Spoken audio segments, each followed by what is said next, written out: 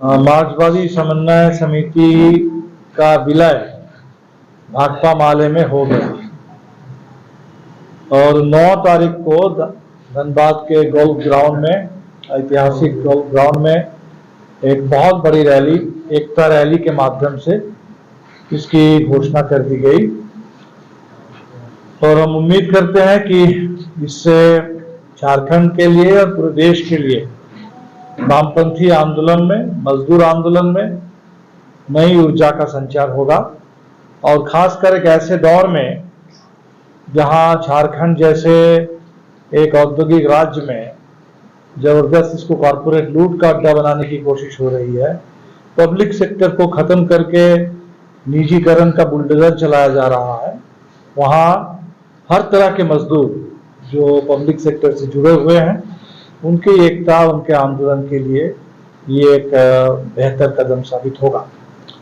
तो हमने 10 और 11 2 दिन कुमारडुबी में पार्टी केंद्रीय कमेटी की बैठक की और इस बैठक में मासस के 5 नेता पार्टी केंद्रीय कमेटी में शामिल किए गए।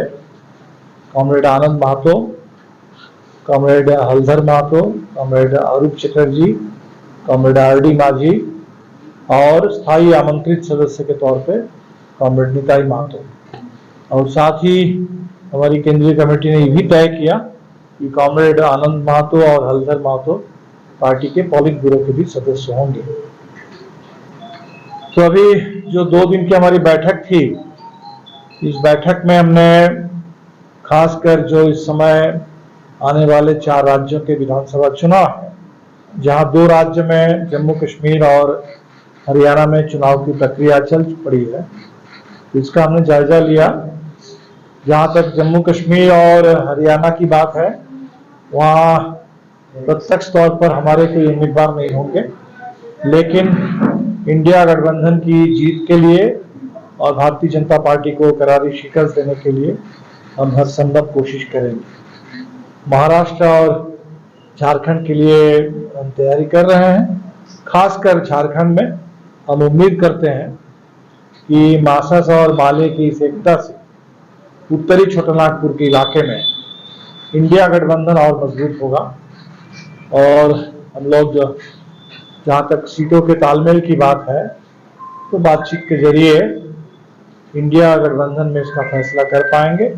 और हमारी सोच है कि झारखंड में जेएमएम, कांग्रेस, वामपंथी दल और राष्ट्रीय जनता दल, ये चारों मिलकर के एकताबद्ध तरीके से चुनाव लड़े, हम इसके लिए प्रयासरत हैं। कुछ और मुद्दों पर हम लोगों ने बातें की।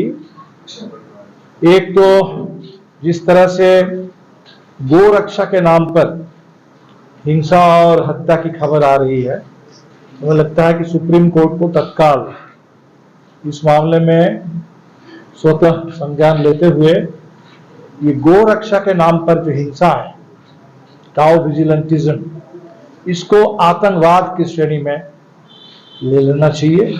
ये आतंकवाद छोड़कर और कुछ नहीं है और इस आतंकवाद पर रोक लगनी चाहिए। गो रक्षा के नाम पर जो भी दल चल रहे हैं उसको गैर कानूनी घोषित करके इनके खिलाफ कार्रवाई करनी चाहिए कानूनी ढंग से। मोदी जी ने खुद कुछ दिन पहले एक चर्चित अपने भाषण में उन्होंने कहा कि गो रक्षा के नाम पर जो लोग काम कर रहे हैं ज्यादातर एंटी सोशल एलिमेंट है और वो अपने अपराध को बढ़ाने के लिए गो रक्षक का चोला ओढ़ लेते हैं। और इस जहां प्रधानमंत्री ने खुद इस हकीकत को कबूल किया, लेकिन इस पर कोई काम नहीं हुआ और इसके चलते ये लगातार हिंसा बढ़ रही है, हत्याएं हो रही है। हरियाणा में आपने देखा कि एक तरफ बंगाल के एक प्रवासी मजदूर सबीर मलिक की हत्या हो गई पीट पीट करके, वहीं 12वीं का एक छात्र आर्यन मिश्रा, उसको भी गोली मार करके उसकी हत्या कर दी। इस पर साफ कार्रवाई होनी चाहिए। सुप्रीम कोर्ट ने बुलडोजर से जो घरों को, दुकानों को तोड़ा जा रहा है जगह जगह देश में, इस पर चिंता व्यक्त करते हुए इस पर रोक लगाने की बात की और एक गाइडलाइन जारी करने की बात की। हमें ये भी लगता है ये बुलडोजर का जो हमला है, ये कोई बुलडोजर जस्टिस नहीं है, ये जस्टिस के खिलाफ बुलडोजर है। संविधान पर, कानून के राज पर ये बुलडोजर चल रहा है और कतई इसकी इजाजत नहीं दी जा सकती। तो सुप्रीम कोर्ट जो भी गाइडलाइन की बात कर रहा है, जल्द से जल्द इसको लागू करके बुलडोजर हमलों पर रोक लगाई जाए। केंद्र सरकार ने पार्लियामेंट में वक्फ बोर्ड कानून में संशोधन के लिए एक बिल पेश किया और उसको ज्वाइंट पार्लियामेंट्री कमेटी के पास भेजा गया। ज्वाइंट पार्लियामेंट्री कमेटी ने 13 तारीख तक लोगों से राय मांगी है। हम लोग, हमारे 2 सांसदों ने भी इस पे आज राय भेज दी है, ये कहते हुए कि हमारी नजर में ये जो संशोधन प्रस्तावित है ये अनावश्यक है और इस बिल को वापस ले लेना चाहिए। हम जो समझ पा रहे हैं इस बिल को पढ़ने से कि इस बिल के जरिए वक्फ बोर्ड के पास जो जमीन है, जो संपत्ति है, सरकार उस पर कब्जा जमाना चाहती है और यहाँ वक्फ बोर्ड का जो अधिकार था उस अधिकार को वक्फ बोर्ड से लेकर के एक तरह से कलेक्टर के ऊपर, रेवेन्यू अथॉरिटी के ऊपर ये अधिकार सौंप देने की बात हो रही है। और ये हमें लगता है कि इस देश में कोई भी, सच्चर कमेटी ने कहा था कि वक्फ बोर्ड में सुधार की आवश्यकता है, इसके एडमिनिस्ट्रेशन में इंप्रूवमेंट की गुंजाइश है, जरूरत है, लेकिन वो जो 1995 का कानून था, 2013 में इसमें कुछ संशोधन किए गए, इसके बाद आगे का कोई भी संशोधन हो, ये संबंधित सभी पक्षों से बात करके व्यापक राय मशविरा करके होना चाहिए।